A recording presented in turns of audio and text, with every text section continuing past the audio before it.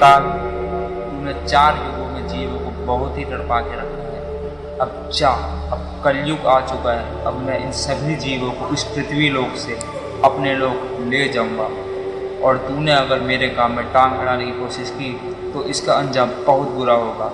जा यहाँ से।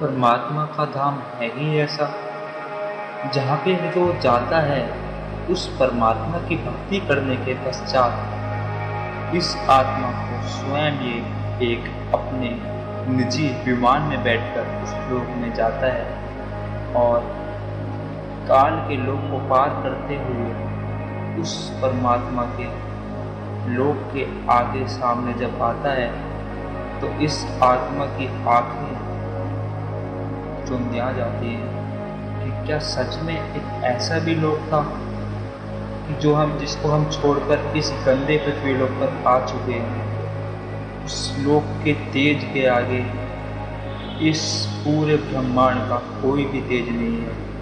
वहाँ की हर चीज, हर वस्तु का कभी भी विनाश नहीं होता है, और ना ही उस स्थान पर कभी आपकी जन्म अथवा मृत्यु होती है। वहाँ पर आपके बने बनाए महल है जो कभी भी नष्ट नहीं हो सकते, और ना ही उनका तेज कभी कम पड़ सकता है। जमीन में से इतना तेज निकलता है मानो सोना भी उसके आगे कुछ ना हो। उस तेज के आगे, उस परमात्मा के रूप के आगे कोई भी चीज ना हो सकती। सतलोक के अंदर शंखों लहर मेहर की उपजे, कहर नहीं जा कोई। दास गरीब अचल अविनाशी, सुख का सागर सोई। सतलोक के अंदर कहते शंखों लहर मेहर की उपजे।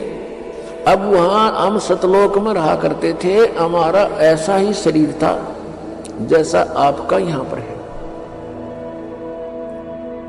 लेकिन उसका मटेरियल ये नहीं है। वो शुक्रम अकायम है, ऐसनाविरम है।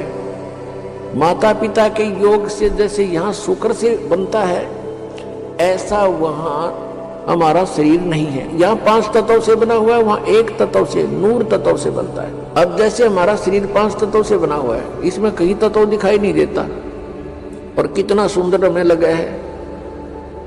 इसी प्रकार उस नूर तत्व का वहां ऐसे परमात्मा ने व्यवस्था कर रखी है। हमारे आत्मा के ऊपर फिर एक कवर वो नूर तत्व से होगा, और उसका 16 सूर्य जितना प्रकाश होगा, इतना तेज, इतना नूर होगा, उसका होगा मनुष्य सदृश ही।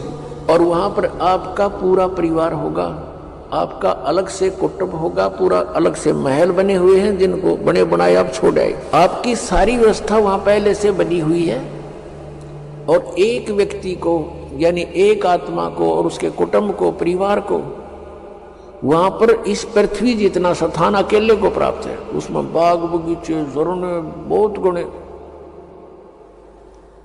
अब ये बातें आपका ना समझ में आवे, और हम वहां इतने खुले स्थान पर रहते थे, इसलिए यहां पर भी हमारी वो टेंडेंसी है, हमारी वृत्ति वैसी ही है। हम क्या चाहते हैं, एक पार्क हो, कोठी भी कई कमरियां की हो, ऊपर नीचे हो है, और खूब सैर सपट्टे करने, कार हो, स्पीड से जाओ और इधर उधर घूमे।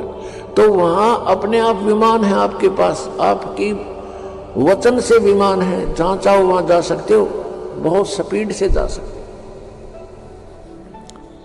और बहुत बड़े आपका स्थान है। तो वो सुविधाएं आपको वहां थी, उसकी अब खोज हम यहां कर रहे हैं।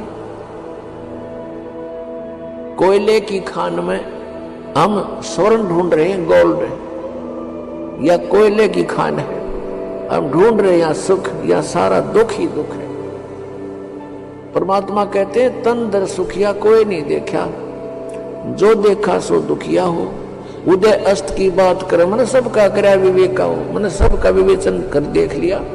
किसी के पास भी संत जाते हैं, 100 समस्याएं बता देता है, चाहे राष्ट्रपति हो यहाँ का, और चाहे वो ब्रह्मा हो, चाहे विष्णु हो, चाहे शिव हो, और चाहे इंद्र हो, वो भी 100 समस्याएं। उनके इतिहास देख लो, ऋषियों के सामने कैसी प्रार्थनाएं कर रखी उन्होंने। तो पुण्यात्माओं, वो सुख सतलोक में है।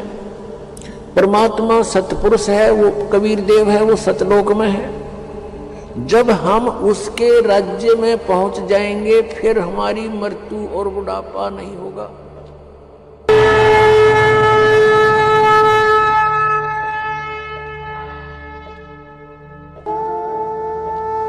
कोई है रे परले पार का, जो भेद कहे झनकार का। कोई है रे परले पार का, जो भेद कहे झनकार का।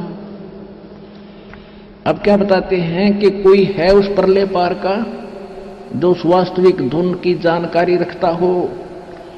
तो क्या बताया है, वारही गोरख